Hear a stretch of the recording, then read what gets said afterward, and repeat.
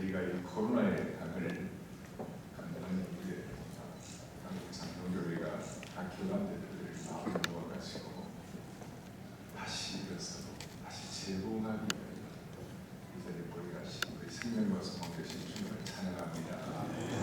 오늘 모인 이후에 한국교회가 다시 한번 우리 장로교회가 회복을 넘어 부흥으로 갈 수 있도록 은혜의 예배를 해주시기 바랍니다. 여러분 잘 아시는 대로 전 세계 수많은 나라들 가운데 특별히 아시아, 동아시아, 또 아시아에서 수천 년 내려오는 민족 정서를 100년 만에 바꾼 나라는 우리 대한민국이 유일합니다. 그러니까 도리시는 불교, 조선시대 불교를 기술하는 139년 만에 수천 년 내려오는 민족 100년 만에 바꾼 케이스가 우리나라가 유일한데 그 이유 중에 하나가 한국 장로교회가 그 하나님 주신 은혜대로 말씀사로 우리나라는 선교사 들어오기 전에 먼저 성경이 먼저 들어온 줄로 믿습니다. 우리나라 로스 선교사님께서 그런 장로교 목사 선교사님 하시는 성경 말씀사로도 한국 교회는 되게 다른 나라의 장로교회는 좀 조용하고 이러는데 우리는 기도에 강력한 기도의 장소가 있습니다. 그래서 지금도 특별 새벽 공연을 하면 새벽에 10,000명씩 모이고 그것도 뭐 서너 시간씩 들어가고 어제 우리 대학교 아이들이 수학을 마쳤는데 종신대 신대원 양재 캠퍼스에서 수학을 대학생들 1,600명이 모여가지고 어떻게 했는지 모르니까 3시간 설교 듣고 2시간 합심해서 기도하고 그리고 이 가운데 앞으로 선교사 목사 될 사람 나오라니까 그 중에 120명이 선교사 목사 되겠다고 나가고 반응을 들어 이렇게 하시는데 엄청난 사건이었어요. 이런 정말 독특한 3시간 말씀, 2시간 기도, 말씀 자본, 기도 자본. 우리 한국교회는 특별히 장로교회는 헌신 자본을 갖고 있는 것입니다. 세계 어느 나라가 집 하나 가지고 교회에 건축하는 헌신하는 나라가 쉽지 않습니다. 전세 사는 사람 월세 살면서 헌신해가지고 그래서 수천 년 내려온 민족 종교를 100년 만에 바꾼 유일한 우리 민족 되게 하신 주님을 찬양합니다. 그래서 오늘 이런 은혜를 가지고 제가 오늘 본문의 말씀을 나누면서 다시 한번 한국교회가 회복적도가 아니라 부흥으로 나가게 하여 주십시오. 다시 한번 한국교회 100년 만에 민족 종교를 바꾼 이 나라의 사명이 다시 한번 회복되게 하여 주십시오. 오늘 본문은 이렇습니다. 십자가 사건 때문에 다들 벌벌을 떨고 우측에 있던 그 제자들에게 예수님이 나타나셔서 자기 몸 감기도 힘들고 내일에 대한 어떤 찬란한 낙관론을 펼치기도 힘든 그런 상황 가운데서 예수님이 나타나셔서 아버지께서 나를 보내신 것 같이 나도 너희를 보내더라. 여기에서 어마어마한 선포인 것입니다. 다시 아버지께서 나를 보내신 것 같이 나도 너희를 보낸다. 이게 주님이 우리에게 주신 사명을 다시 한번 확인하게 하는 말씀인데요. 자, 아버지 하나님 창조주 아버지께서 성자 예수 그리스도를 이 땅에 보내신 것은 만세전에 이 대로하신 이건 도저히 변개할 수 없는 아주 영적인 또 우리 원사적인 강력한 무게감을 갖고 있죠. 하나님이 예수님 이 땅에 보내신 것 만약에 그게 안 된다면 우리 뭐 성경의 역사가 다 안 되는 거 아닙니까? 그러나 엄청난 무게감을 갖고 동일하게 나도 너희를 보낸다. 저는 젊은 시절에 이 본문을 보면서 깜짝 놀란 거예요. 나는 아무것도 아닌데, 우리는 아무것도 아닌데 하나님이 예수님 보내신 것처럼 우리를 주님께서 이 땅 안에 보내신다. 이거는 놀라운 사건이죠. 그래서 그냥 보내시는 것이 아니라 아무것도 없는 우리들에게 뭘 받으러 오셨습니까? 선물을 받으라. 너희는 가서 모든 민족으로 제사를 삼아 아버지와 아들과 성령 이름으로 세례를 주고 내가 너희에게 분부한 모든 것을 가르쳐 지키게 하라. 여러분 그 당시에 그 제자들은 초라한 어부들이었고 뭐 이름 낼 만한 게 아무것도 없고 오늘 이처럼 십자가 사건이 벌벌을 떨고 있는 그런 제자들에게 모든 족속의 제자를 상하고 말도 안 되는 사건이죠. 그런데 말도 안 되는 명령이신데 불구하고 앞에 하늘과 땅에 있는 모든 권세를 내게 주셨어요. 아버지의 그 권세와 능력이 우리에게 트랜스폼, 우리에게 증가되는 것이, 그럼 그 뭘로 증가될 것인가? 너희가 성령을 받으라. 전 세계 장로교 가운데 한국 장로교는 성령 사역에 대해서 열린 줄로 믿습니다. 특별히 인격적 성령 사역에 대해서 영이 성령의 사람은 영이 육을 통제한다고 생각하고 무슨 은사 이런 것도 뭐 필요하겠지만 그러나 기본적으로 하나님의 사람은 성령의 사람으로 로마서 8장 말씀처럼 육신의 사람은 육신의 생각을 하지만 성령의 사람은 성령의 생각을 하게 하시고 육신이 영을 통제하는 것이 아니라 영이 육신을 통제하도록 만들어 주신 것입니다. 그러니까 그런 성령의 사역에 대해서 눈이 열려갖고 한국 교회는 특별히 한국 장로교회는 세계 역사에 정말 어떤 그 전례가 없을 정도로 그런 축복을 받게 된 것입니다. 그리고 이런 성령의 역사와 은혜는 그냥 한 방울 두 방울이 아니라 생수의 강이라고 했습니다.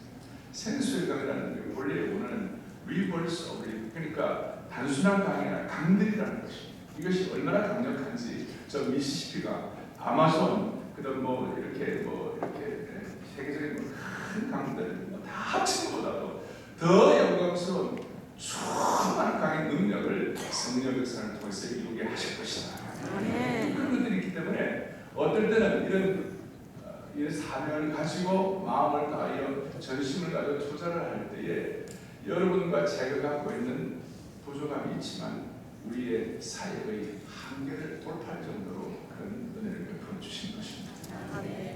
자, 성령께서 오셔서 우리에게 아버지께서 나를 보내시니까 나도 너희를 보내노라. 그러니까 지금까지 우리 한국교회나 우리 장로교회가 나름 사명을 잘 감당해 오고 애를 썼지만 이제 우리가 조금 더 성령 충만한 한국 장로교가 되게 하여 주셔서 시대적 사명을 감당할 수 있도록.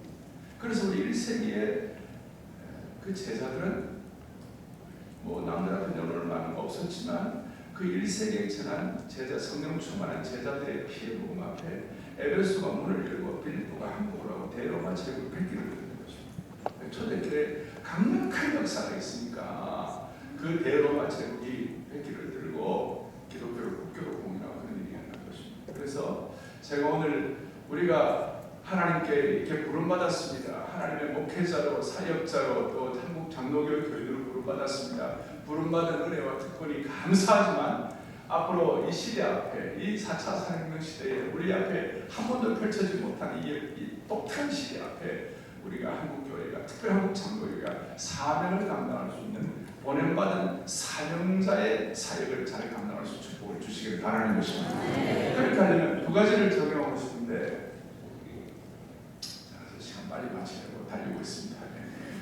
두 가지를 적용하고 싶은데 한 가지는 뭐냐? 1세기의 전투적 교회를 다시 회복해야 한다. 1, 2세기의 전투력 있는 교회를 다시 회복해야 한다. 그래서 저는 기도할 때 하나님 아버지 우리가 21세기의 교회지만 1, 2세기 교회의 능력을 회복하게 해주십시오.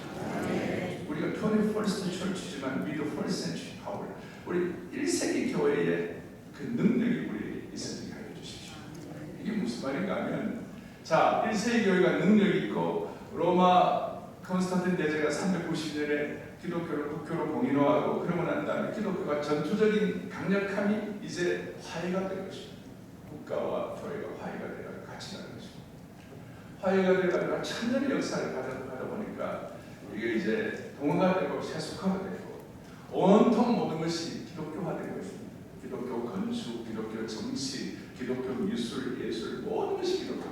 그러다 보니까 세속화가 되고 힘이 없어지고 나중에 로마 캐톨릭이 그야말로 뭡니까 바티칸 그 지을 때 핵유공론을 강조할 정도로 그런 잘못된 방향에 잡혀 있으니까 이래는 안 되겠다 이렇게 해서 우리 개혁자들이 정말 뭐 화영대 이슬에 사라질 낙스 같은 그런 캘빈이나 루트나 전략투를 다 해가지고 캐비넷을 통하여 우리 이런 장로가 이어지게 오면서 우리가 개혁교회를 하면서 우리 잘못된 동화된 것, 세속화된 교회가 회복되어야 한다. 그러면 무엇이 가장 가치 있는 교회일 것인가? 거룩하게 구별되어야 한다.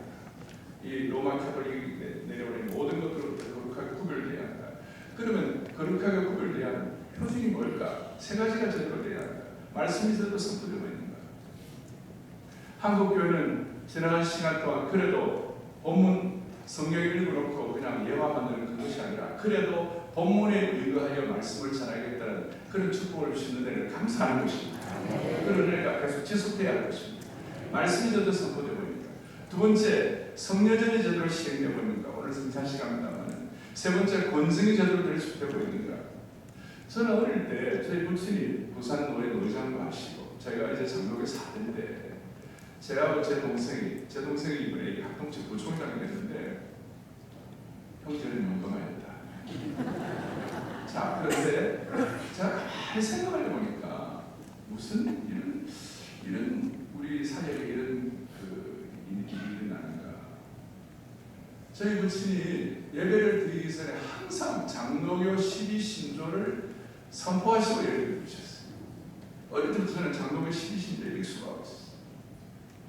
그래서 우리가 교리를 지키고 그 다음 장로교의 전통을 지키고 잘 감당해오는 것이 참 귀한 일이었어요. 그런데 이 개혁교회가 이걸 종교개혁 이후에 500여 년 동안 일을 하다 보니까 무슨 일이 벌어졌냐면 너무 내향적이 된 것이에요.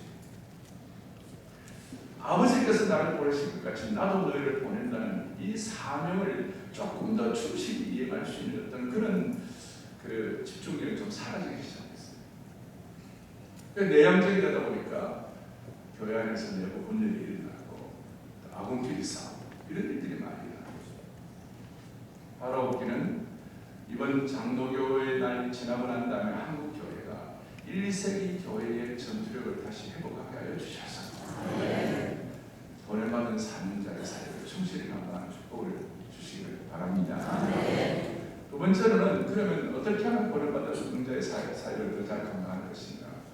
이제는 경쟁 구도가 아니라 섬김 구도, 경쟁 구도가 아니라 미션 구도. 그 이유는 우리 앞에 펼쳐진 이 시대적 상황이 만만하지가 않습니다. 세 가지 삼중의 변곡점을 맞이하고 있습니다. 시대의 변화, 영적 정체, 낯선 마음 세대.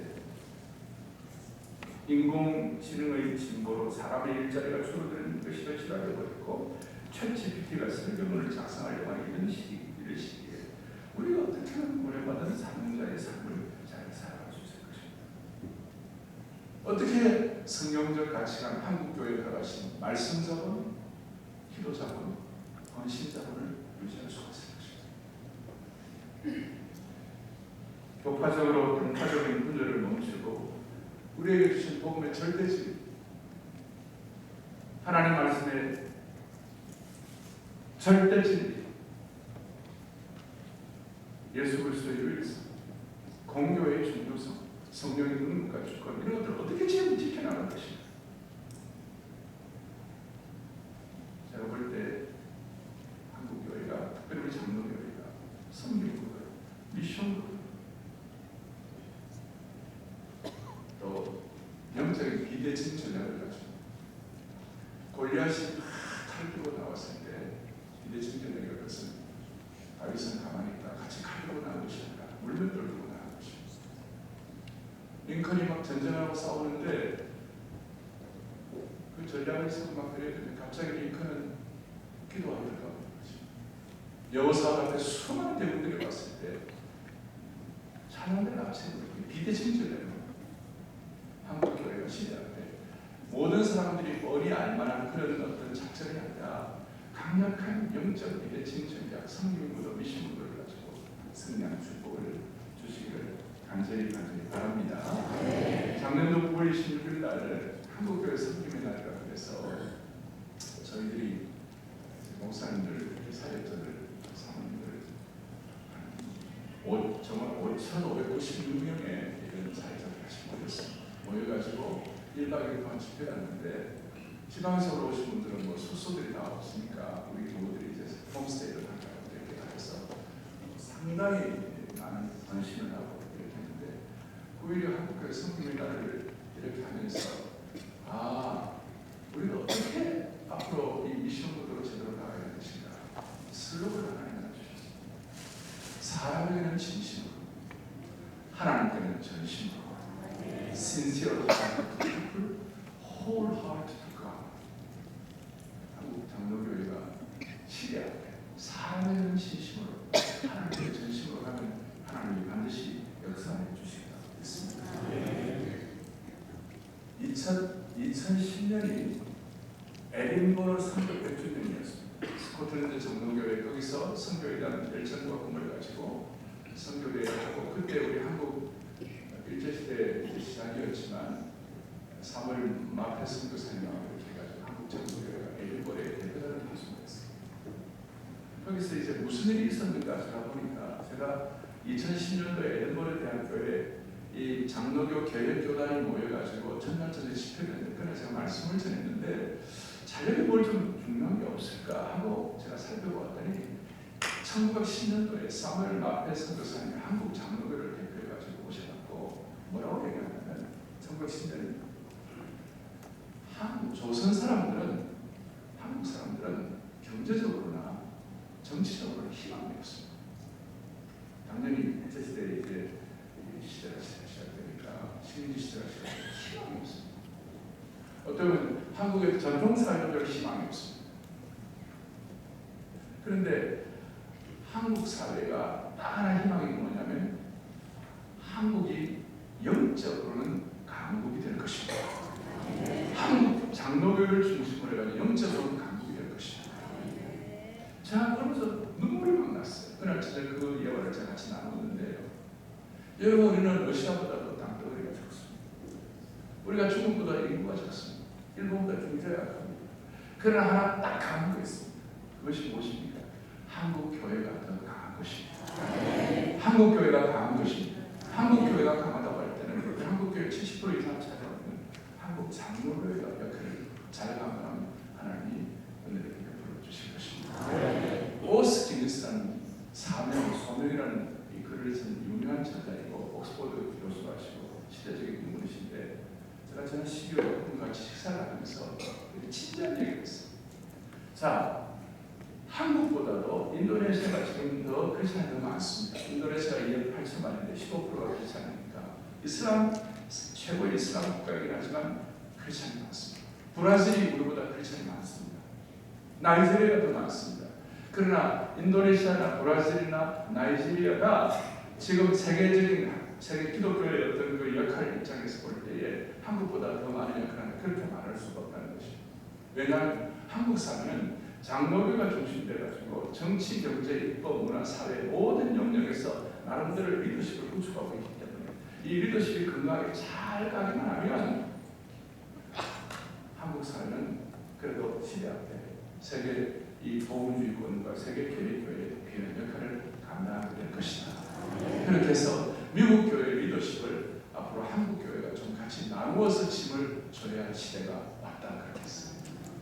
오늘 이후에 한국 교회가 세계 교회가 됐어. 한국 장로교회가 세계교회에 좋은 지도력을 발휘함을 말미암아 세계 선교를 마무리하는 영광스러운 축복의 길을 간절히 소원합니다. 기도하겠습니다. 주님 감사합니다. 한 번밖에 없는 우리 생애를 붙잡으시고 오늘 이와 같이 우리가 귀한 장로교단을 섬기는 목회자가 되게 하여 주셔서 우리의 영혼을 섬기며 한 사람 한 사람을 그리스도의 신실한 제자로 양육하고 키울 수 있도록 도와주신 것 감사합니다. 주님 오늘 이 귀한 장로교회 날 이후에 한국교회, 한국 장로교회가 회복을 넘어 부흥으로 나가게 하여 주옵소서. 1세기의 강력한 성령 충만한 전투력이 회복되게 하여 주시옵소서. 이제 한국교회가 아군끼리 내전의 분열을 다 멈추고 하나님 아버지 미션 구도, 섬김 구도로 나감으로 말미암아 사람에게는 진심으로 하나님께는 전심으로 헌신함으로 세계교회 역사를 바꾸는 귀한 한국 장로교회가 되게 하여 주옵소서. 오늘 이 귀한 모임을 위하여 보이지 않는 자리에서 헌신하고 수고하신 모든 분들, 물도원 하여 신정으로 섬긴 모든 분들 하나님 나라에 강력한 일꾼으로 사용하여 주시옵소서. 우리 주 예수 그리스도를 받들어 간절히 기도드리옵나이다.